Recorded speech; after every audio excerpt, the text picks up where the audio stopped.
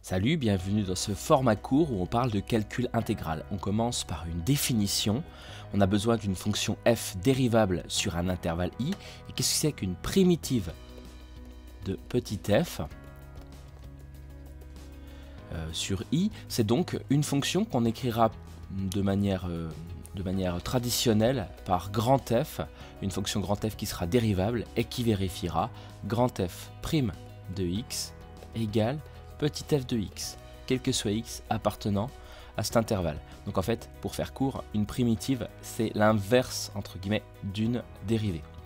Donc, dans un premier temps, on va vous demander de vérifier que des primitives sont correctes. Donc, comment on fait pour vérifier? Eh ben, on dérive. Donc en fait, dans un premier temps, on va revoir tout ce qu'on a vu sur la dérivation. Vérifier qu'une fonction telle est une primitive de petit f, il suffit de dériver cette fonction et de retomber sur le petit f. Alors, quelques conditions d'existence déjà. Comment faire pour savoir si une fonction admet une primitive? Eh ben, dès que vous avez une fonction continue, vous pouvez dire que f admet une primitive. Et si je dis une primitive, c'est parce qu'en fait, des primitives, il y en a une infinité. Et donc, dès que vous avez une primitive, comment faire pour en avoir une deuxième? Il suffit de lui ajouter un nombre. Donc on dit qu'à une constante près, on a toutes les primitives dès qu'on a la forme grand F de x. Il suffit de lui rajouter un nombre k, sachant que k c'est un réel. Ce nombre, soit vous le rajoutez de manière aléatoire, plus 0, plus 1, moins 8, pourquoi pas, plus 4 tiers, soit on vous l'impose, on vous demande de le trouver. Mais a priori, il y a une infinité de dérivées, de primitives, pardon. Justement, on va démontrer ça. On va faire cette démonstration exigible au bac en deux temps. On va déjà partir d'une première fonction g de x, qui est égale à f de x plus k, donc définie sur i. Et on va prouver que c'est une primitive, déjà. Donc, quand on dérive g' de x, on obtient f' de x plus la dérivée de k, c'est 0. Donc, on obtient grand f' de x. Et on sait que grand f, c'est une primitive. Donc, grand f' de x, ça fait petit f de x. Conclusion, g, c'est une primitive également. Ça, c'est le premier temps.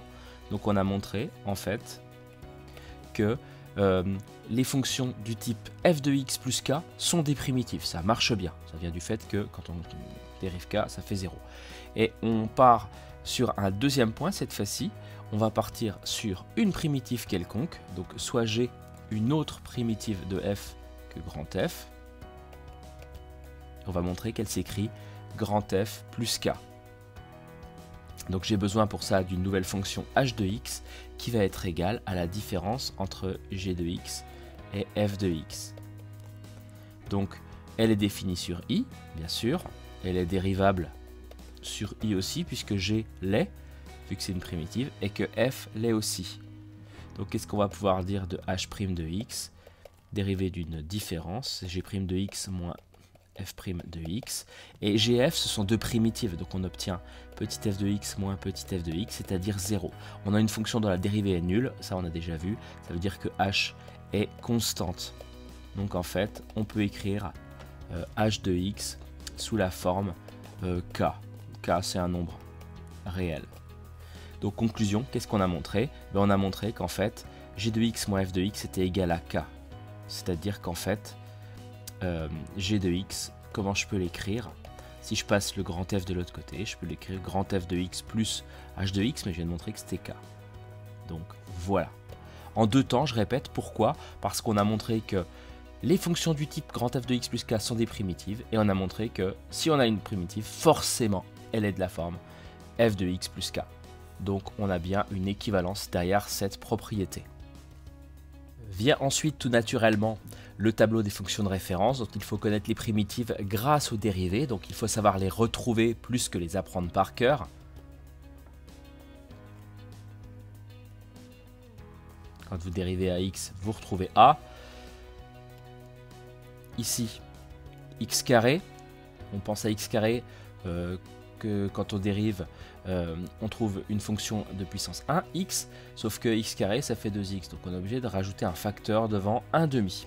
1 demi multiplié par x carré, ça fait bien 1 demi fois 2x, c'est-à-dire x. Une primitive, hein, donc je ne rajoute pas plus k derrière.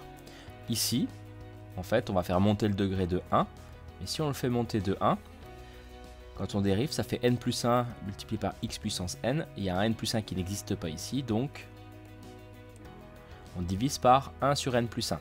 Une primitive de x puissance 4, c'est x puissance 5 sur 5. Le n est différent de moins 1.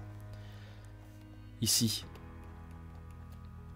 donc 1 sur x, la dérivée de 1 sur x c'est moins 1 sur x carré, le moins n'existe pas là, donc on le met ici.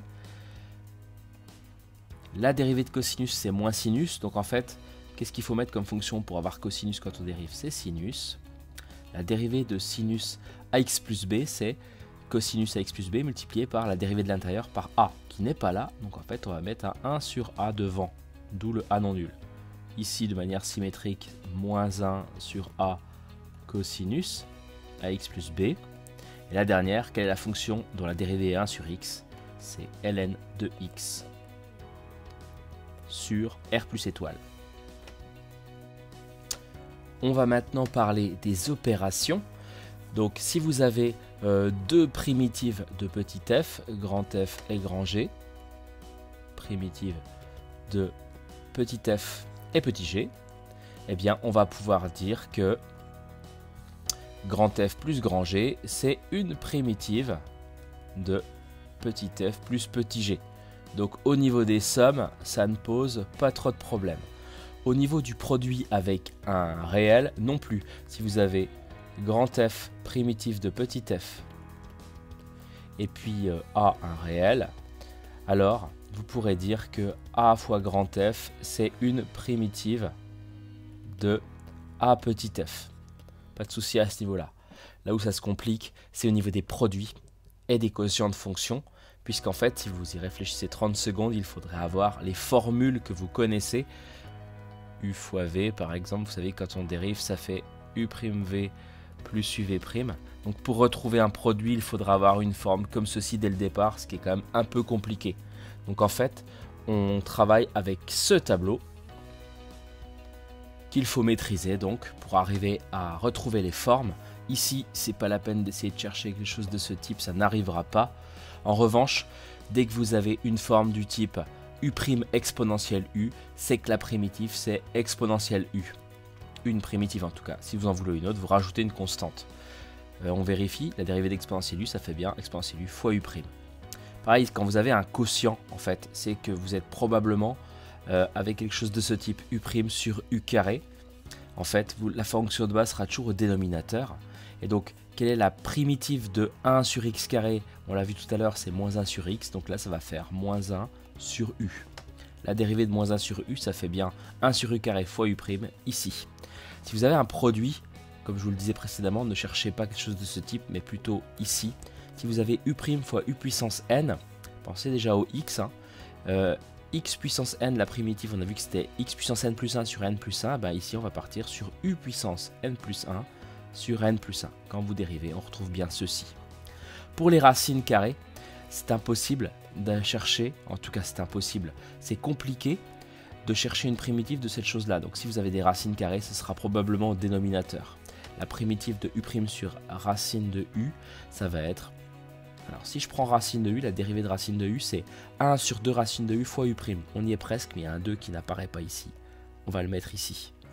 Et puis pour terminer, u' sur u, grand classique, la primitive, c'est ln de u, si u est strictement positif.